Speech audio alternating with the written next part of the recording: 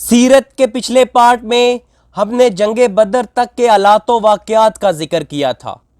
اب ہم آگے بڑھیں گے اور ذکر کریں گے کہ بدر اور جنگ احد کے درمیان کیا واقعات رونما ہوئے۔ پہلا واقعہ جو دلچسپ ہے یہ جنگ احد کے بعد رونما ہوا۔ یہ رسول اللہ صلی اللہ علیہ وآلہ وسلم کی زندگی پر حملوں میں سب سے زیادہ دلچسپ تھا۔ ابن ہشام تمام واقعہ تفصیل سے بیان کرتے ہیں کہ جنگ بدر کے بعد صفوان ابن امیہ جو امیہ ابن خلف کا بیٹا تھا، صفوان کا باپ اور بھائی جنگ بدر میں مسلمانوں کے ہاتھوں قتل ہو گئے تھے۔ صفوان ابن امیہ وہی ہے جب بدر میں قریش کی شکست کی خبر لے کر پہلا شخص مکہ آیا تو اس نے لوگوں کے دریافت کرنے پر بتایا کہ فلاں فلاں بدر میں قتل ہو گیا ہے۔ اس نے قریش کے بڑے سرداروں کے نام گنوائے۔ اس پر صفوان ابن امیہ جو حطیم میں بیٹھا تھا اس نے کہا، خدا کی قسم اگر یہ ہوش میں ہے تو اس سے میرے متعلق پوچھو کہ صفوان ابن امیہ کا کیا ہوا۔ لوگوں نے پوچھا، صفوان ابن امیہ کا کیا ہوا؟ اس نے کہا، وہ دیکھو حطیم میں بیٹھا ہے، باخدا اس کے باپ اور بھائی کو قتل ہوتے ہوئے میں نے خود دیکھا ہے۔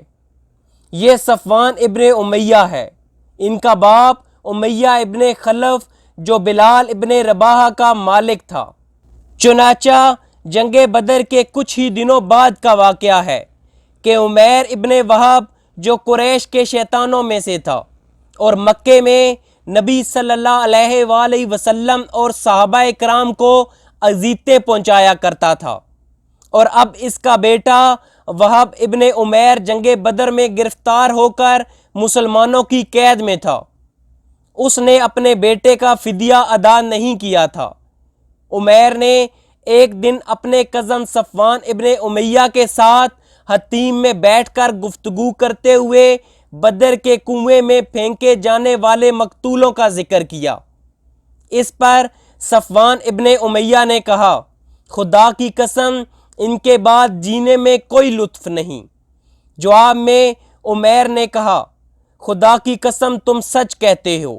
دیکھو خدا کی قسم اگر میرے اوپر قرض نہ ہوتا جس کی ادائیگی کے لیے میرے پاس کچھ نہیں، اور اہل و عیال نہ ہوتے جن کے بارے میں اندیشہ ہے کہ میرے بعد ضائع ہو جائیں گے، تو میں سوار ہو کر محمد کے پاس جاتا اور اسے قتل کر ڈالتا، کیونکہ میرے لیے وہاں جانے کی ایک وجہ موجود ہے، میرا بیٹا ان کے ہاں قید ہے۔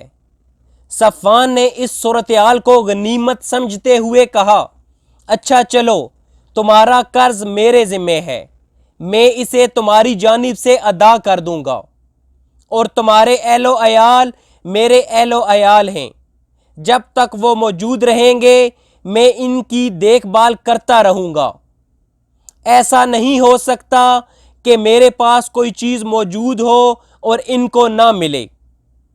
عمیر نے کہا، اچھا تو اب میرے اور اپنے اس معاملے کو صیغہ راز میں رکھنا۔ صفوان نے کہا، ٹھیک ہے میں ایسا ہی کروں گا۔ عمیر فوراً واپس آیا۔ اس نے اپنی بیوی، غلام، حتیٰ کہ کسی کو بھی اس بارے میں نہ بتایا۔ اس کے بعد عمیر نے اپنی تلوار پر سان رکھائی اور زہر آلود کرائی، ایسا کہ اگر تلوار کی نوک بھی کسی کے جسم میں داخل ہو جائے تو وہ مر جائے۔ عمیر مکہ سے کسی کو بتائے بغیر روانہ ہوا کہ وہ کہاں جا رہا ہے۔ اس نے اپنا ارادہ اور سفر مکمل طور پر خفیہ رکھا۔ وہ اکیلے سفر کر کے مدینہ پہنچا۔ وہ تقریباً 2 ہفتے سے زیادہ سفر کرتا رہا۔ جب وہ شہر میں آیا تو اس نے اپنا سر اور منہ کپڑے سے ڈھانپا ہوا تھا تاکہ صحرا کی ریت منہ اور ناک میں داخل نہ ہو۔ عام طور پر عرب صحرا میں ایسے ہی سفر کرتے تھے۔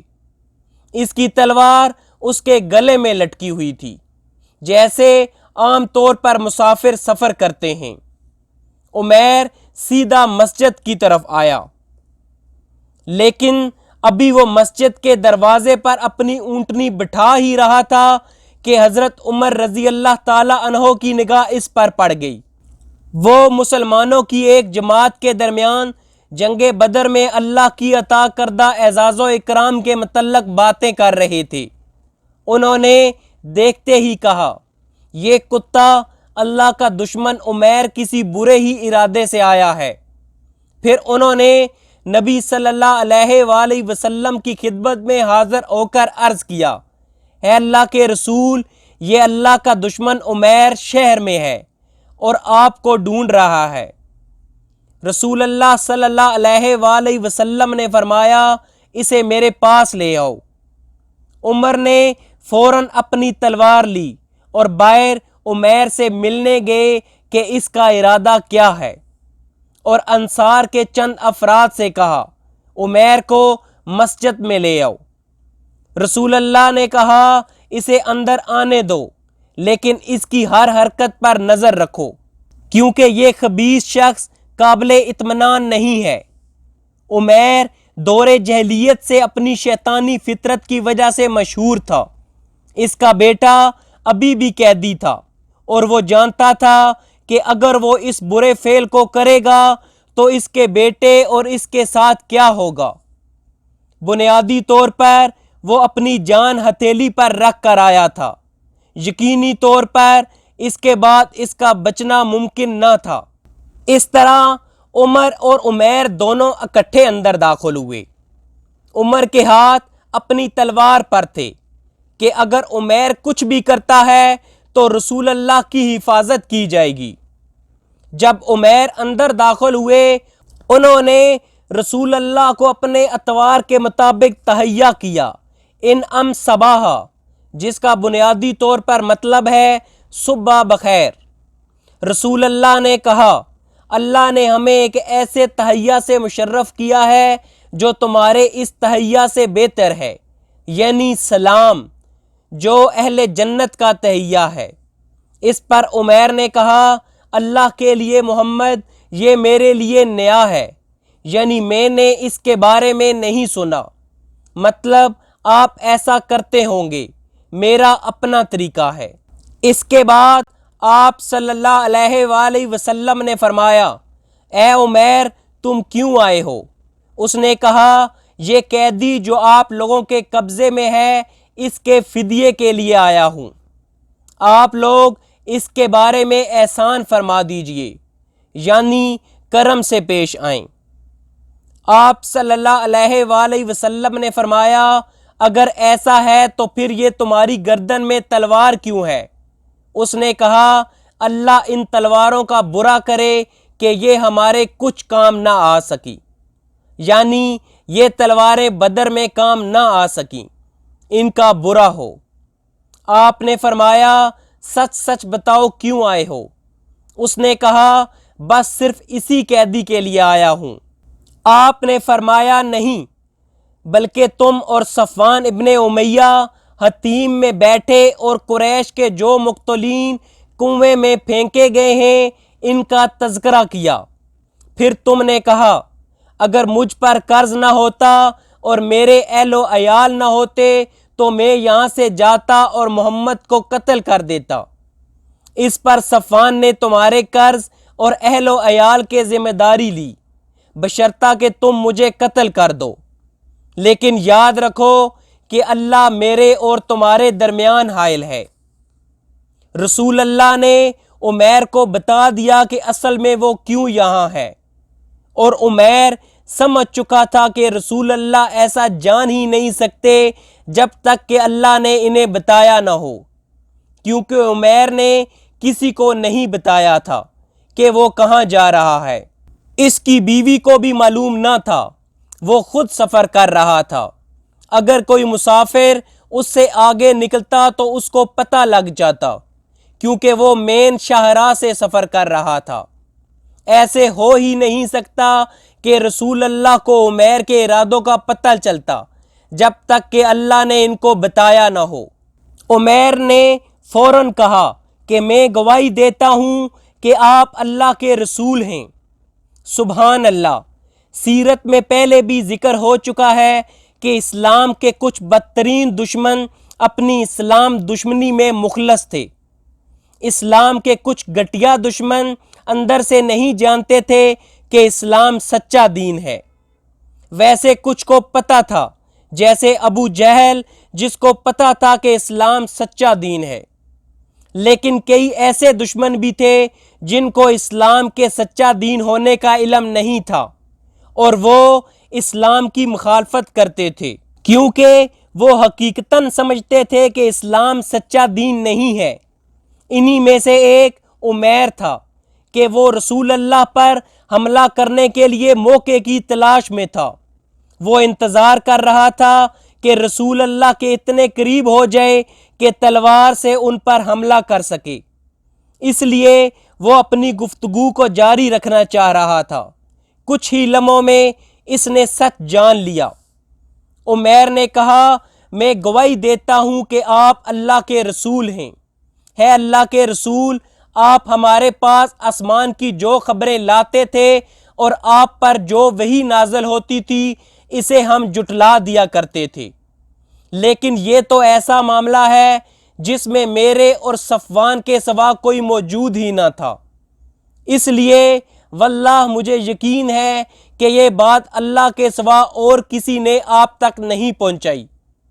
پس اللہ کی حمد ہے جس نے مجھے اسلام کی ہدایت دی اور اس مقام تک ہانک کر پہنچایا۔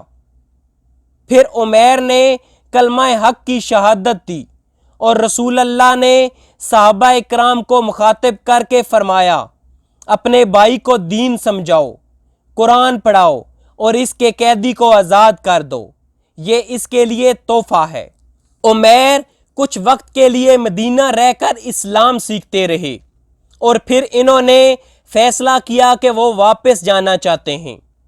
انہوں نے کہا، یا رسول اللہ، میں اسلام قبول کرنے والوں پر تشدد کرتا تھا اور اللہ کے عذاب کو دعوت دیتا تھا، اب میں آپ کی اجازت چاہتا ہوں کہ مکہ جاؤں اور لوگوں کو اسلام کی طرف دعوت دوں جیسے میں انہیں اسلام سے روکتا تھا۔ میں آپ کو اور صحابہ کو تنگ کرتا تھا، مجھے واپس جانے دیجئے تاکہ میں آپ کا اور آپ کے صحابہ کا دفاع کر سکوں۔ اب ان میں احساس جرم تھا، وہ چاہتے تھے کہ مکہ جائیں اور ان چیزوں کا کفارہ ادا کریں۔ عمیر قریش کے بڑے ناموں میں سے تھے، اس لیے ان کی زندگی کو کوئی خطرہ نہ تھا، وہ پیور قریشی اور سینئر تھے، تو رسول اللہ نے انہیں مکہ جانے کی اجازت دے دی۔ مکہ میں کسی کو نہیں پتا تھا کہ کیا ہو رہا ہے۔ صفوان ابن امیہ 2 ہفتے بعد لوگوں سے کہتا پھر رہا تھا کہ یہ خوشخبری سن لو کہ چند ہی دنوں میں ایک ایسا واقعہ پیش آئے گا جو بدر کے مصائب بلوا دے گا، بس مجھ پر اعتماد کرو اور خوشخبری آنے کا انتظار کرو۔ ساتھ ہی وہ آنے جانے والوں سے عمیر کے متعلق پوچھتا رہتا تھا۔ بالآخر اسے ایک سوار نے بتایا کہ عمیر تو مسلمان ہو چکا ہے۔ جب صفوان نے عمیر کے آنے پر اس خبر کو سچ پایا تو اس نے یہ نظر مانی کہ وہ کبھی اپنے کزن عمیر سے بات نہ کرے گا، نہ اس کی طرف دیکھے گا اور نہ ہی اس کے ساتھ ایک چھت کے نیچے رہے گا۔ عمیر مکہ واپس آئے اور اسلام کی دعوت دینا شروع کر دی۔ ابن اسحاق ذکر کرتے ہیں کہ ان کے ہاتھ سے متعدد لوگوں نے اسلام قبول کیا۔ آخر کار عمیر نے مدینہ ہجرت کی، شاید جنگ احد سے پہلے۔ یقین سے نہیں کہا جا سکتا کہ عمیر نے ایگزیکٹ کب ہجرت کی۔ پھر عمیر ہجرت کے 8ویں سال فتح مکہ کے لیے جانے والی مسلمان آرمی کا حصہ تھے۔ عمیر مسلمان تھے جبکہ ان کا کزن صفوان ابن امیہ مکہ میں ابھی بھی کافر تھا۔ صفوان نے خود ہی فرض کر لیا تھا کہ رسول اللہ صلی اللہ علیہ وآلہ وسلم اسے معاف نہ کریں گے، اس لیے مسلمانوں کی آرمی کے مکہ پہنچنے سے پہلے وہ بھاگ گیا تھا۔ ویسے صفوان ان 6 لوگوں میں نہیں تھا جنہیں رسول اللہ نے لسٹ میں ڈالا تھا، لیکن صفوان نے خود ہی فرض کر لیا تھا کہ وہ اس لسٹ میں ہوگا، کیونکہ وہ امیہ ابن خلف کا بیٹا ہے اور اس کی اپنی تاریخ بھی تھی۔ جب عمیر مکہ میں داخل ہوئے تو وہ صفوان کو ڈھونڈنے لگے کہ میرا کزن کہاں ہے۔ ان دونوں نے اس وقت سے ایک دوسرے سے بات نہ کی تھی جب سے دونوں نے رسول اللہ کو قتل کرنے کا منصوبہ بنایا تھا، کیونکہ صفوان ابن امیہ نے نظر مانی تھی کہ وہ عمیر سے کبھی بات نہ کرے گا۔ جب مسلمانوں نے مکہ فتح کیا تو عمیر اپنے کزن اور دوست صفوان ابن امیہ کو تلاش کرنے لگے کہ وہ کہاں ہے۔ آخرکار عمیر کو پتہ چلا کہ صفوان مکہ سے بھاگ گیا ہے، کیونکہ وہ رسول اللہ سے اپنی زندگی کے لیے ڈر رہا تھا۔ تو عمیر رسول اللہ کے پاس گیا اور کہا، یا رسول اللہ، کیا آپ مہربانی فرما کر صفوان کو خصوصی امان دیں گے؟ مجھ سے وعدہ کریں کہ آپ اسے نقصان نہیں پہنچائیں گے، تو میں اسے ڈھونڈ لوں گا۔ جب بھی رسول اللہ سے کچھ مانگا گیا انہوں نے کبھی بھی انکار نہیں کیا۔ ویسے بھی صفوان ابن امیہ ابتدائی لسٹ جو 6 افراد کی تھی اس میں شامل نہیں تھا۔ تو رسول اللہ نے کہا، میں صفوان کو امان دیتا ہوں۔ تو عمیر گئے اور ڈھونڈ لیا کہ صفوان کہاں چھپا ہے۔ عمیر نے صفوان کو سمجھایا، دعوت دی اور اسے قائل کیا۔ آخرکار صفوان نے اسلام قبول کرنے کا فیصلہ کیا۔ دونوں واپس آئے اور صفوان نے رسول اللہ کے سامنے شہادت دی کہ اللہ ایک ہے اور آپ اللہ کے رسول ہیں۔ اللہ کی قدر دیکھیے کہ ان دونوں کزنز نے رسول اللہ کے قتل کا منصوبہ بنایا تھا۔ ایک نے پہلے ہی اسلام قبول کر لیا تھا، جبکہ دوسرے نے نظر مانی کہ وہ اپنے کزن سے زندگی بھر بات نہ کرے گا۔ لیکن پہلے ویلے عمیر کے دل میں اپنے کزن کے لیے ابھی بھی محبت تھی، کیونکہ یہ نہ صرف کزنز تھے بلکہ دوست تھے اور ان کا بچپن ایک دوسرے کے ساتھ گزرا تھا۔ عمیر یہ سب کچھ ہونے کے باوجود اپنے کزن صفوان کی مدد کرنا چاہتے تھے۔ اس طرح عمیر نے رسول اللہ سے صفوان کے لیے امان لی، صفوان کو ڈھونڈا، اسے سمجھایا اور قائل کیا کہ اسلام ہی سچا دین ہے۔ سبحان اللہ، دونوں نے براہ راست رسول اللہ کے ہاتھ پر اسلام قبول کیا۔ یہ دلچسپ واقعہ جنگ بدر کے بعد رونما ہوا۔ ایک اور واقعہ جس کا بدر سے تعلق ہے، لیکن اس واقعے کا براہ راست بدر سے تعلق نہیں ہے۔ یہ بہت نازک کہانی ہے۔ یہ کہانی بنو قینقاع کی ہے۔ جیسا کہ سیرت میں پہلے ذکر ہو چکا ہے کہ مدینہ میں یہود کے 3 مشہور قبیلے تھے، بنو قینقاع، بنو نذیر اور بنو قریظہ۔ بنو قینقاع کی آبادی مدینہ کے اندر تھی، جبکہ بنو نذیر اور بنو قریظہ کی آبادی مدینے کے اطراف میں تھی۔ تینوں یہودی قبائل میں سب سے زیادہ بدماش بنو قینقاع کا قبیلہ تھا۔ یہ لوگ مدینے ہی کے اندر رہتے تھے اور ان کا محلہ انہی کے نام سے موسوم تھا۔ یہ لوگ پیشے کے لحاظ سے سونار، لوہار اور برتن ساز تھے۔ ان پیشوں کے سبب ان کے ہر آدمی کے پاس وافر مقدار میں سامان جنگ موجود تھا۔ ان کے مرد جنگی تعداد کے لحاظ سے 700 تھے اور وہ مدینے کے سب سے بہادر یہودی تھے۔ الواقدی کے نزدیک بنو قینقاع کو ہجرت کے دوسرے سال 15 شوال کو بے دخل کیا گیا، یعنی جنگ بدر کے بعد 3.5 ہفتوں کے اندر بنو قینقاع کو نکال دیا گیا۔ یاد رہے جنگ بدر ہجرت کے دوسرے سال 17 رمضان کو ہوئی تھی۔ بنو قینقاع کے ساتھ کیا ہوا اور ان کا مکمل واقعہ کیا تھا؟ ابن اسحاق بیان کرتے ہیں کہ جنگ بدر کے بعد بنو قینقاع قریش کی شکست اور مسلمانوں کی فتح پر افسردہ تھے۔ واضح طور پر وہ خوش نہ تھے، تو رسول اللہ صلی اللہ علیہ وآلہ وسلم ان کے بازار میں گئے۔ یاد رہے بنو قینقاع کا بازار مدینہ کا سب سے بڑا بازار تھا۔ جب رسول اللہ مدینہ آئے انہوں نے کہا تھا کہ بنو قینقاع کا بازار اپنا ہے، مسلمانوں کا اپنا بازار ہونا چاہیے، تو آپ نے مسلمانوں کے بازار کی نشاندہی بھی کی جس کا سیرت میں پہلے ذکر ہو چکا ہے۔ تو اس وقت تک مدینہ کا سب سے بڑا بازار بنو قینقاع کا تھا۔ لوگ وہاں خرید و فروخت کے لیے آتے تھے۔ رسول اللہ بنو قینقاع کے بازار میں گئے، یہود کو جمع کیا اور انہیں ان کے رویے کے بارے میں خبردار کیا اور انہیں معاہدے کے بارے میں یاد دلایا جس کا ذکر سیرت میں ہو چکا ہے۔ یہ معاہدہ یہود کے ساتھ رسول اللہ کی مدینہ آمد کے بعد ہوا، جس میں یہ دفعات تھیں کہ تم ہماری حفاظت کرو گے، ہم تمہاری حفاظت کریں گے، ہم بیرونی دشمن کے خلاف مل کر لڑیں گے، ہم اپنے اندرونی معاملات خود نمٹائیں گے اور تم اپنے اندرونی معاملات خود نمٹانا۔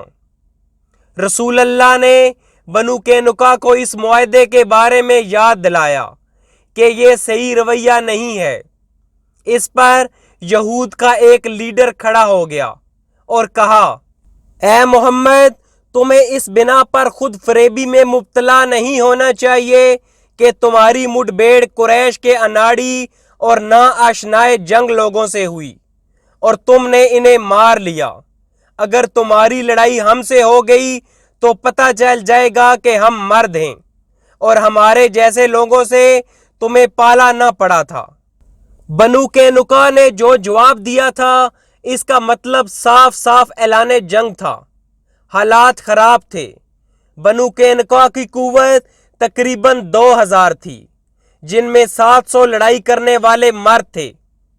بنو قینقاع تینوں یہودی قبائل میں سب سے بڑا قبیلہ تھا۔ اس طرح یہ کھلی دھمکی تھی، ٹینشن بڑھ رہی تھی۔ اس کے بعد ایک اور واقعہ ہوا جس نے جلتی پر تیل کا کام کیا۔ یہ واقعہ کیا تھا؟ یہ کافی بیہودہ تھا کہ انصار کی ایک خاتون بازار میں خرید و فروخت کے لیے گئیں۔ انہوں نے اپنا سامان بیچا۔ اب اس خاتون کے پاس بہت پیسے تھے تو انہوں نے کچھ سونا خریدنے کا فیصلہ کیا، تو وہ ایک سونار کے سامنے بیٹھ گئیں۔ ان کے پاس پیسے تھے۔ اس سونار نے خاتون سے چھیڑ چھاڑ شروع کر دی۔ خاتون سے کہنے لگا کہ اپنا نقاب ہٹاؤ۔ یقینی طور پر انصاری خاتون نے ایسا کرنے سے انکار کر دیا۔ اس پر سونار نے پیچھے کسی کی طرف اشارہ کیا۔ پیچھے کھڑے شخص نے خاتون کا برقع کسی چیز سے اٹکا دیا۔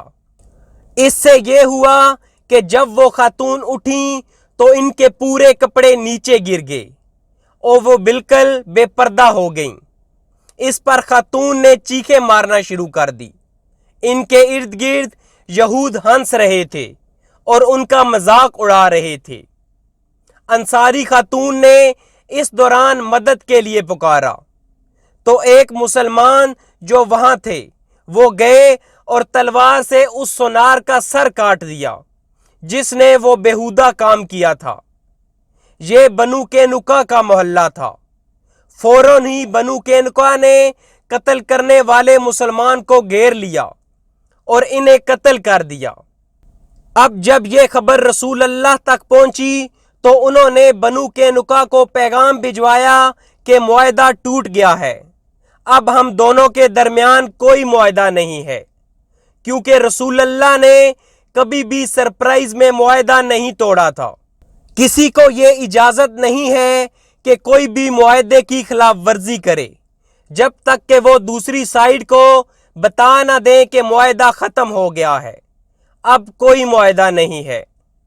بنیادی طور پر یہ رسول اللہ کی بنو قینقاع کے لیے وارننگ تھی۔ اللہ قرآن میں کہتے ہیں اگر تمہیں کسی قوم سے خیانت کا اندیشہ ہو تو اس کے معاہدے کو اعلانیہ اس کے آگے پھینک دو، یقیناً اللہ خائنوں کو پسند نہیں کرتا۔ معاہدے کی خلاف ورزی نہیں کی جا سکتی۔ معاہدہ توڑنے کا کیا مطلب ہے؟ تم اعلان کرو کہ معاہدہ ختم ہو گیا ہے۔ تم سرپرائز حملہ نہیں کر سکتے کیونکہ تمہارا ان سے معاہدہ ہے۔ اس واقعے کے بعد رسول اللہ نے بنو قینقاع کو پیغام بھجوایا کہ بس اب سے ہمارا تم سے کوئی معاہدہ نہیں ہے۔ اب بنو قینقاع یہ امید نہیں کر رہے تھے کہ رسول اللہ کچھ کریں گے۔ شاید یہ ان کا تکبر تھا یا ان کا اپنی تعداد پر بھروسہ تھا یا ان کا اپنے قلعوں پر بھروسہ تھا۔ یہاں ایک اور نکتہ ہے، قرآن نے بھی اس کا متعدد بار ذکر کیا ہے کہ یہود کا رہنے کا طریقہ مختلف تھا۔ یہود کے تینوں قبائل بلکہ خیبر کے یہودی قبائل بھی بڑے قلعوں میں رہتے تھے۔ یہود نے یہ طریقہ عربوں کو نہیں سکھایا تھا۔ عربوں نے رہنے کا یہ طریقہ نہیں اپنایا تھا۔ یہود نے موٹی دیواروں کو تہ در تہ بنانے کا ہنر سیکھا۔ یہود انہی مضبوط اور بڑے قلعوں میں رہتے تھے۔ ویسے خیبر کے قلعے سب سے بڑے اور مشکل ترین تھے۔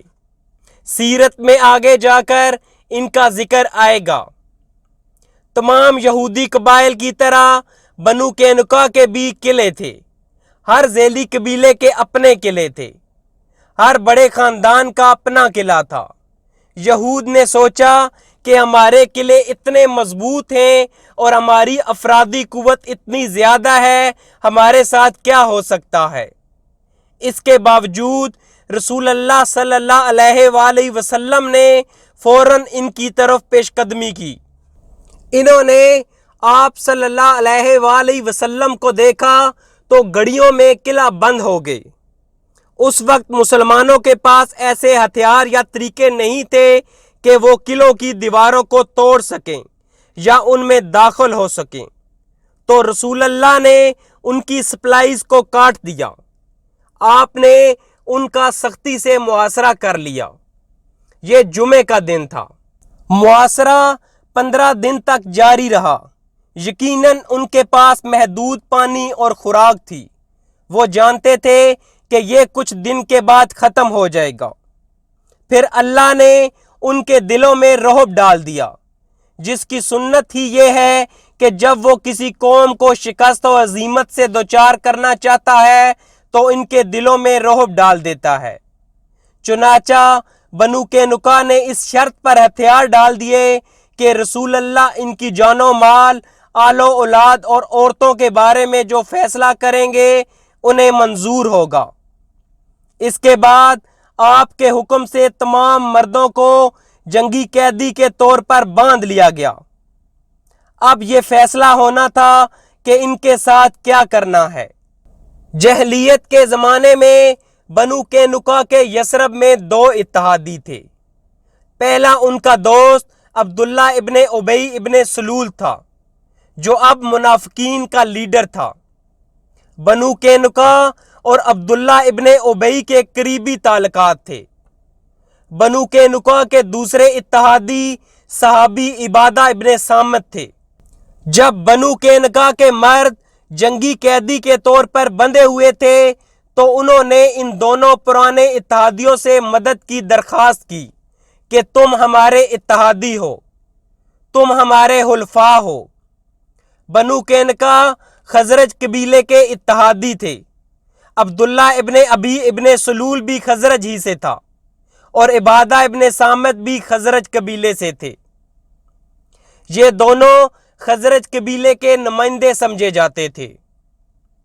جیسے ہی بنو قینقاع نے دونوں سے مدد کے لیے رابطہ کیا، عبادہ ابن صامت رسول اللہ کے پاس گئے اور کہا، یا رسول اللہ، میں آپ کو بتانا چاہتا ہوں کہ میں بنو قینقاع کا اب سے حلیف نہیں ہوں، میں اس سے استعفیٰ دیتا ہوں، میں اب سے ان کو سپورٹ نہیں کروں گا۔ میرا ولی اللہ اور اس کا رسول ہے۔ میں اپنا تعلق بنو قینقاع سے ختم کرتا ہوں۔ جہاں تک عبداللہ ابن ابی ابن سلول کا تعلق ہے، وہ سیدھا بنو قینقاع کے کیمپ میں گیا جہاں اب وہ قیدی تھے۔ اس نے وہاں موجود مسلمانوں سے مطالبہ کیا کہ انہیں آزاد کیا جائے اور ان کے ہاتھوں کو رسیوں سے کھولا جائے۔ یقینی طور پر مسلمانوں نے عبداللہ ابن ابی کا حکم ماننے سے انکار کر دیا۔ اس نے کہا ان کے ہاتھ کھولو نہیں تو میں خود کھول دوں گا۔ صحابی جو انچارج تھے وہ المنذر ابن قدامہ تھے۔ انہوں نے کہا اگر تم نے ایسا کرنے کی ہمت کی تو میں تمہیں قتل کر دوں گا۔ ہم تمہیں رسول اللہ کے حکم کی خلاف ورزی نہیں کرنے دیں گے۔ عبداللہ ابن ابی اپنی جان گنوانا نہیں چاہتا تھا تو وہ رسول اللہ کے کیمپ میں گیا۔ یہ سب بنو قینقاع کے علاقے میں ہو رہا تھا۔ عبداللہ ابن ابی رسول اللہ کے پاس گیا اور کہا یا محمد۔ اس نے بہت شاذ و نادر ہی یا رسول اللہ کہا تھا، حالانکہ اللہ نے قرآن میں واضح کہا ہے کہ رسول کو ایسے نہ پکارو جیسا تم ایک دوسرے کو پکارتے ہو، لیکن وہ ایسا کرتا تھا کیونکہ وہ منافقین کا سردار تھا۔ ایک اور چیز بھی کہنا ضروری ہے کہ یہ ابتدائی دور تھا۔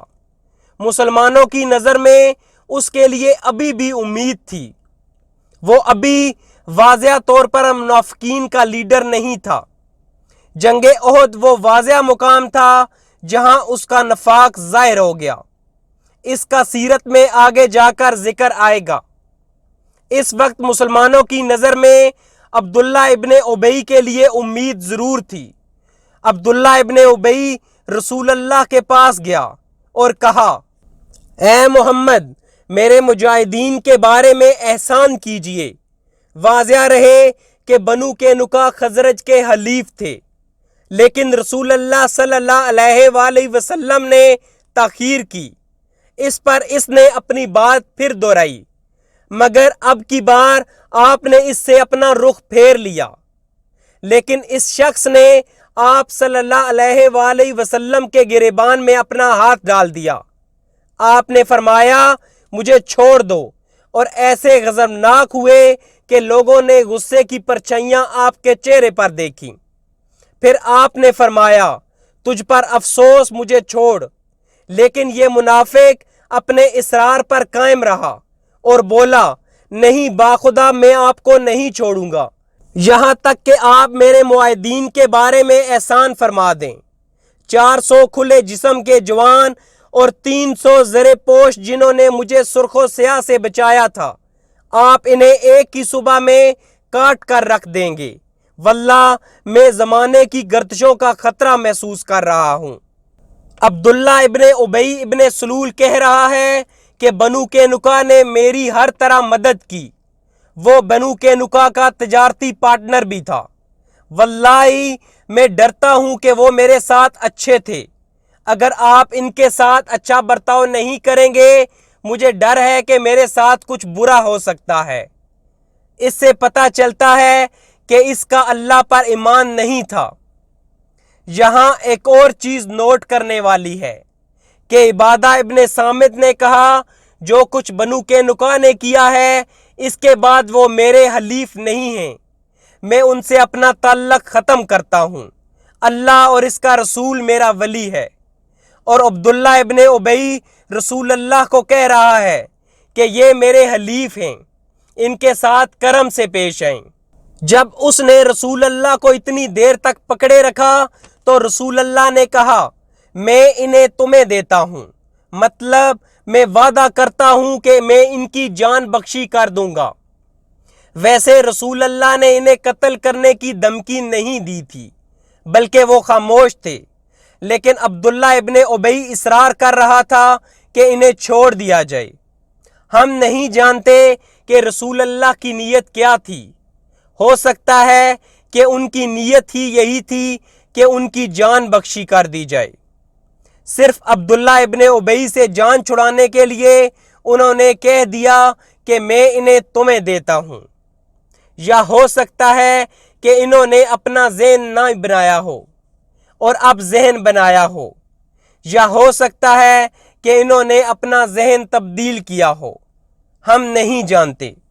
لیکن آخر میں رسول اللہ نے عبداللہ ابن ابی سے کہا کہ میں یہ تمہیں دیتا ہوں، یعنی ان کی جان بخشی کرتا ہوں۔ اور پھر فیصلہ آیا کہ بنو قینقاع تمہارے پاس 3 دن ہیں، اپنا سامان باندھو اور یہاں سے نکل جاؤ، اور جو بھی رہ جائے گا وہ ہمارا ہے۔ انہوں نے منتیں کی کہ انہیں 3 دن سے زیادہ دیے جائیں، لیکن بنو قینقاع کی یہ بات رد کر دی گئی۔ بنو قینقاع اس فاصلے کے بعد پھر عبادہ ابن صامت کے پاس گئے کہ آپ ہماری مدد کریں۔ عبادہ ابن صامت نے کہا میرے پاس نہ آؤ، میں تمہیں 3 دن بھی نہ دیتا۔ اس طرح عبادہ ابن صامت نے ان کی مدد کرنے سے انکار کر دیا۔ ان 3 دنوں میں ایک دفعہ پھر عبداللہ ابن ابی نے کوشش کی کہ رسول اللہ کو اس پر راضی کیا جائے کہ بنو قینقاع کو ان کے گھروں سے بے دخل نہ کیا جائے، سب کچھ بھول کر آگے بڑھا جائے۔ لیکن رسول اللہ نے عبداللہ ابن ابی کی یہ کوشش مسترد کر دی۔ عبادہ ابن صامت کو اس کی ذمہ داری دی گئی کہ وہ یقینی بنائیں کہ بنو قینقاع 3 دن کے بعد وہاں سے نکل جائیں۔ اب یقینی طور پر جب بنو قینقاع وہاں سے نکلے تو انہوں نے بہت سا مال و اسباب اپنے پیچھے چھوڑا۔ وہ سونا تو ساتھ لے گئی، لیکن اپنے گھر، ساز و سامان، اپنے ہتھیار اور زرہیں نہ لے جا سکے، کیونکہ اس قلیل وقت میں انہیں فیصلہ کرنا تھا کہ وہ کیا ساتھ لے جانا چاہتے ہیں۔ جو سب سے زیادہ ضروری چیزیں تھیں وہ ساتھ لے کر گئے۔ وہ بہت سا مال و دولت چھوڑ کر گئے جو مسلمانوں کے قبضے میں آ گیا۔ اس پر اللہ نے سورۃ مائدہ کی آیات نازل کی، جن میں اللہ نے کہا اے لوگو جو ایمان لائے ہو، یہودیوں اور عیسائیوں کو اپنا رفیق نہ بناؤ، یہ آپس میں ایک دوسرے کے رفیق ہیں، اور اگر تم میں سے کوئی ان کو اپنا رفیق بناتا ہے تو اس کا شمار بھی پھر انہی میں سے ہوگا۔ یقیناً اللہ ظالموں کو اپنی رہنمائی سے محروم کر دیتا ہے۔ تم دیکھتے ہو کہ جن کے دلوں میں نفاق کی بیماری ہے وہ انہی میں دوڑ دھوپ کرتے پھرتے ہیں، کہتے ہیں کہ ہمیں ڈر لگتا ہے کہ کہیں ہم کسی مصیبت کے چکر میں نہ پھنس جائیں، مگر بعید نہیں کہ اللہ جب تمہیں فیصلہ کن فتح بخشے گا یا اپنی طرف سے کوئی اور بات ظاہر کرے گا تو یہ لوگ اپنے اس نفاق پر جسے یہ دلوں میں چھپائے ہوئے ہیں نادم ہوں گے۔ اللہ نے سورۃ مائدہ کی آیت 51 سے 56 تک میں بنو قینقاع کی بے دخلی کے متعلق ہی بات کی ہے۔ بنو قینقاع تینوں یہودی قبائل میں سب سے بڑا قبیلہ تھا۔ یہ پہلا قبیلہ تھا جس سے نمٹا گیا۔ ان سے نمٹنے کا طریقہ تینوں میں سب سے کم سخت تھا۔ احد کے بعد اس سے سخت طریقے سے نمٹا گیا، جبکہ جنگ احزاب کے بعد کی سزا سخت ترین تھی جو قتل تھی، کیونکہ احزاب میں یہود نے غداری کی تھی، جس کا سیرت میں آگے جا کر ذکر آئے گا۔ اگر دیکھا جائے تو عقل اس بات کو تسلیم کرتی ہے کہ مرلہ وار آگے بڑھا گیا۔ بنو قینقاع کی بے دخلی سے دوسرے یہودی قبائل کے لیے یہ پیغام تھا کہ اگر تم لوگ بنو قینقاع کے نقش قدم پر چلو گے تو ان کا انجام دیکھ لو، اس سے سبق حاصل کرو۔ لیکن یہود نے ان سزاؤں سے سبق نہ سیکھا اور اپنے لیے خود ہی گڑھا کھودا۔ سیرت میں آگے جا کر ان واقعات کا ذکر آئے گا۔ جنگ بدر اور احد کے درمیان متعدد چھوٹے مارکے پیش آئے۔ یہ مارکے چیزوں کے بڑے پیمانے پر بہت اہم نہیں تھے، لیکن ان میں سے ہر ایک کی اپنی وجوہات، فائدے اور مسائل تھے۔ ان میں پہلا مارکہ کرکرات القدر تھا۔ کرکرات القدر اس جگہ کا نام تھا جہاں یہ واقعہ پیش آیا۔ ہوا یوں کہ مدینے کے ارد گرد کچھ مشرکین قبائل مسلمانوں سے ناراض تھے اور بدلہ لینا چاہتے تھے، کیونکہ ان کا بزنس مسلمانوں کی وجہ سے ختم ہو رہا تھا۔ کون سا بزنس؟ وہ بدو جو مدینہ کے گرد و پیش بود و باش رکھتے تھے، انہیں کفر و اسلام سے کوئی دلچسپی نہ تھی، لیکن یہ لٹیرے اور رہزن تھے، اس لیے بدر کی کامیابی سے انہیں بھی کلک و اضطراب تھا۔ انہیں خطرہ تھا کہ مدینے میں ایک طاقتور حکومت قائم ہو گئی تو ان کی لوٹ کھسوٹ کا راستہ بند ہو جائے گا، اس لیے ان کے دلوں میں بھی مسلمانوں کے خلاف کینہ جاگ اٹھا اور یہ بھی مسلم دشمن ہو گئے۔ غزوہ بدر کے بعد سب سے پہلی خبر جو مدینہ کے شعبہ اطلاعات نے فراہم کی وہ یہ تھی کہ قبیلہ غطفان کی شاخ بنی سلیم کے کچھ لوگ مدینہ پر چڑھائی کے لیے فوج جمع کر رہے ہیں۔ غطفان عرب کے بڑے قبائل میں سے ایک تھا۔ اس کے جواب میں نبی صلی اللہ علیہ وآلہ وسلم نے 200 سواروں کے ساتھ ان پر خود ان کے اپنے علاقے میں اچانک دعویٰ بول دیا اور مقام قدر میں ان کی منازل تک جا پہنچے۔ بنو سلیم میں اس اچانک حملے سے بگدڑ مچ گئی اور وہ افراتفری کے عالم میں وادی کے اندر 500 اونٹ چھوڑ کر بھاگ گئے، جس پر لشکر مدینہ نے قبضہ کر لیا اور رسول اللہ نے اس کا خمس نکال کر بقیہ مال غنیمت مجاہدین میں تقسیم کر دیا۔ ہر شخص کے حصے میں 2 اونٹ آئے۔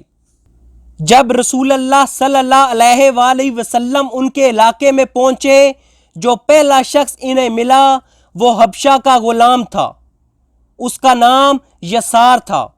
اسے پکڑ لیا گیا۔ یسار نے مسلمانوں کے اتوار دیکھے تو اسلام قبول کر لیا۔ جن صحابی نے یسار کو پکڑا تھا انہوں نے رسول اللہ سے کہا، یا رسول اللہ یہ آپ کے لیے ہے کیونکہ یہ مسلمان ہے۔ جیسا کہ ہم جانتے ہیں کہ رسول اللہ نے کبھی بھی غلام نہیں رکھا، جو بھی غلام آپ کو ملا کرتا تھا آپ اسے آزاد کر دیتے تھے۔ آپ نے یسار کو آزاد کر دیا، لیکن یسار ملازم کے طور پر آپ کے ساتھ رہا۔ اس کے بعد آپ صلی اللہ علیہ وآلہ وسلم نے اپنی سنت کے مطابق دیار بنی سلیم میں 3 روز قیام کیا۔ اس کے بعد آپ مدینہ پلٹ آئے۔ اسے بیان کرتے ہوئے کہ یہ مشرکین کیوں بھاگے، رسول اللہ نے صحابہ کو بتایا، یہ حدیث بخاری میں ہے کہ مجھے اللہ کی طرف سے مدد ملی کہ دشمن مجھ سے خوف زدہ ہیں، یہاں تک کہ میں مہینوں کی مسافت پر ہوں۔ یہ کئی طریقوں میں ایک طریقہ ہے جس سے اللہ رسول اللہ کی مدد کرتے ہیں کہ دشمن مسلمانوں کو دیکھنے یا ان کا سن کر ڈر کر بھاگ جاتے ہیں۔ یہ غزوہ شوال سن 2 ہجری میں بدر سے واپسی کے صرف 7 دن بعد پیش آیا۔ اس معرکے کے دوران صبا بن ارفتہ کو اور کہا جاتا ہے کہ ابن ام مکتوم کو مدینے کا انتظام سونپا گیا تھا۔ اس معرکہ کو کرکرات القدر کہا جاتا ہے۔ ایک اور معرکہ جو اپنے لحاظ سے دلچسپ ہے، اسے سریہ سویق کہا جاتا ہے۔ ایک طرف صفوان ابن امیہ، یہود اور منافقین اپنی اپنی سازشوں میں مصروف تھے، تو دوسری طرف ابو سفیان بھی کوئی ایسی کارروائی انجام دینے کی ادھیڑ بن میں تھا جس میں بار کم سے کم پڑے لیکن اثر نمایاں ہو۔ وہ ایسی کارروائی جلد از جلد انجام دے کر اپنی قوم کی آبرو کی حفاظت اور ان کی قوت کا اظہار کرنا چاہتا تھا۔ اس نے نظر مان رکھی تھی کہ جنابت کے سبب اس کے سر کو پانی نہ چھو سکے گا یہاں تک کہ محمد صلی اللہ علیہ وآلہ وسلم سے لڑائی کر لے۔ چنانچہ وہ اپنی قسم پوری کرنے کے لیے 200 یا کم سواروں کو لے کر روانہ ہوا اور وادی کنات کے سرے پر واقع نیب نامی ایک پہاڑی کے دامن میں خیمہ زن ہوا۔ مدینے سے اس کا فاصلہ کوئی 12 میل ہے، لیکن چونکہ ابو سفیان کو مدینہ پر کھلم کھلا حملے کی ہمت نہ ہوئی، اس لیے اس نے ایک ایسی کارروائی انجام دی جسے ڈاکہ زنی سے ملتی جلتی کارروائی کہا جا سکتا ہے۔ اس کی تفصیل یہ ہے کہ وہ رات کی تاریکی میں اطراف مدینہ کے اندر داخل ہوا اور ہوئی ابن اخطب کے پاس جا کر اس کا دروازہ کھلوایا۔ ہوئی نے انجام کے خوف سے انکار کر دیا۔ ابو سفیان پلٹ کر بنو نذیر کے ایک دوسرے سردار سلام بن مشکم کے پاس پہنچا، جو بنو نذیر کا خزانچی بھی تھا۔ ابو سفیان نے اندر آنے کی اجازت چاہی، اس نے اجازت بھی دی اور مہمان نوازی بھی کی، خوراک کے علاوہ شراب بھی پلائی اور لوگوں کے پس پردہ حالات سے بھی آگاہ کیا۔ بعد میں بنو نذیر کا ذکر کیا جائے گا، جو یہودی قبیلہ ہے۔ اب یہ بنو نذیر کی جانب سے کھلی غداری اور معاہدے کی خلاف ورزی تھی، کیونکہ معاہدے میں یہ شک تھی کہ تم ہمارے خلاف قریش کی مدد نہ کرو گے۔ معاہدے میں یہ شک بھی تھی کہ اگر دشمن باہر سے حملہ کرے گا تو ہم مل کر اس کا مقابلہ کریں گے۔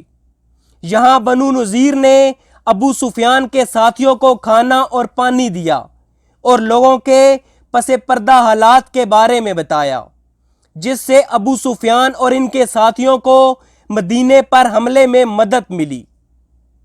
رات کے پچھلے پہر ابو سفیان وہاں سے نکل کر اپنے ساتھیوں میں پہنچا اور ان کا ایک دستہ بھیج کر مدینے کے اطراف میں عریض نامی ایک مقام پر حملہ کرا دیا۔ اس دستے نے وہاں کھجور کے کچھ درخت کاٹے اور جلائے اور ایک انصاری اور اس کے حلیف کو ان کے کھیت میں پا کر قتل کر دیا اور تیزی سے مکہ واپس بھاگ نکلا۔ رسول اللہ نے واردات کی خبر ملتے ہی تیز رفتاری سے ابو سفیان اور اس کے ساتھیوں کا تعاقب کیا، لیکن وہ اس سے بھی زیادہ تیز رفتاری سے بھاگے۔ چنانچہ وہ لوگ تو دستیاب نہ ہوئے، لیکن انہوں نے بوجھ ہلکا کرنے کے لیے ستو، توشے اور بہت ساز و سامان پھینک دیا تھا تاکہ تیز بھاگا جا سکے۔ یہ سامان مسلمانوں کے ہاتھ لگا۔ رسول اللہ نے کرکرات القدر تک تعاقب کر کے واپسی کی راہ لی۔ مسلمان ستو وغیرہ لاد پھاند کر واپس ہوئے اور اس مہم کا نام سریہ سویق رکھ دیا۔ سویق عربی زبان میں ستو کو کہتے ہیں۔ یہ مارکہ جنگ بدر کے صرف 2 ماہ بعد ذی الحجہ سن 2 ہجری میں پیش آیا۔ اس غزوے کے دوران مدینے کا انتظام ابو لبابہ بن عبد المنذر رضی اللہ تعالیٰ عنہ کو سونپا گیا تھا۔ ایک اور واقعہ جو پیش آیا، اس کا نام سریہ کردہ تھا۔ سیرت میں ہم ذکر کر چکے ہیں کہ وہ مارکہ جس میں رسول اللہ خود شریک ہوئے ہوں اسے غزوہ کہا جاتا ہے، جبکہ وہ مارکہ جو رسول اللہ کے حکم سے وقوع پذیر ہوا ہو لیکن آپ نے خود اس میں شرکت نہ کی ہو اسے سریہ کہا جاتا ہے۔ جنگ احد سے پہلے مسلمانوں کی یہ آخری اور کامیاب ترین مہم تھی، جو جمادی الاخر سن 3 ہجری میں پیش آئی۔ واقعے کی تفصیل یہ ہے کہ قریش جنگ بدر کے بعد سے کل کو اضطراب میں مبتلا تو تھے ہی، مگر جب گرمی کا موسم آ گیا اور ملک شام کے تجارتی سفر کا وقت آن پہنچا تو انہیں ایک اور فکر دامن گیر ہوئی۔ اس کی وضاحت اس سے ہوتی ہے کہ صفوان ابن امیہ نے، جسے قریش کی طرف سے اس سال ملک شام جانے والے تجارتی قافلے کا امیر کارواں منتخب کیا گیا تھا، قریش سے کہا، محمد اور اس کے ساتھیوں نے ہماری تجارتی شاہراہ ہمارے لیے پرصعوبت بنا دی ہے، سمجھ میں نہیں آتا کہ ہم اس کے ساتھیوں سے کیسے نمٹیں۔ وہ ساحل چھوڑ کر ہٹتے ہی نہیں اور باشندگان ساحل نے ان سے مصالحت کر لی ہے۔ عام لوگ بھی انہی کے ساتھ ہو گئے ہیں۔ اب سمجھ میں نہیں آتا کہ ہم کون سا راستہ اختیار کریں۔ اگر ہم گروہ ہی میں بیٹھ رہے تو اپنا اصل مال بھی کھا جائیں گے اور کچھ باقی نہ بچے گا، کیونکہ مکے میں ہماری زندگی کا دار و مدار اس پر ہے کہ گرمی میں شام اور جاڑے میں حبشہ سے تجارت کریں۔ صفوان ابن امیہ کی اس بات سے ظاہر ہو رہا ہے کہ اسلام پھیل رہا تھا۔ ساحل پر موجود قبائل پر مسلمانوں کی جانب سے کوئی حملہ نہیں کیا گیا، لیکن صفوان کہہ رہا ہے کہ وہ زیادہ تر مسلمان ہیں۔ سیرت کی کتابوں میں اس سے متعلق زیادہ تفصیلات نہیں ہیں۔ مدینے کی سیرت کا 90% جنگوں پر مشتمل ہے، لیکن حالات و واقعات سے پتہ چل رہا ہے کہ اس وقت اسلام پھیل رہا تھا۔ صفوان کے اس سوال کے بعد اس موضوع پر غور و خوض شروع ہو گیا۔ آخر اسود ابن عبد المطلب نے صفوان سے کہا، تم ساحل کا راستہ چھوڑ کر عراق کے راستے سفر کرو۔ واضح رہے کہ یہ راستہ بہت لمبا ہے، نجد سے ہو کر شام جاتا ہے اور مدینہ کے مشرق میں خاصے فاصلے سے گزرتا ہے۔ قریش اس راستے سے بالکل ناواقف تھے، اس لیے اسود ابن عبد المطلب نے صفوان کو مشورہ دیا کہ وہ فرات بن حیان کو، جو قبیلہ بکر بن وائل سے تعلق رکھتا تھا، راستہ بتانے کے لیے رہنما رکھ لے۔ وہ اس سفر میں اس کی رہنمائی کر دے گا۔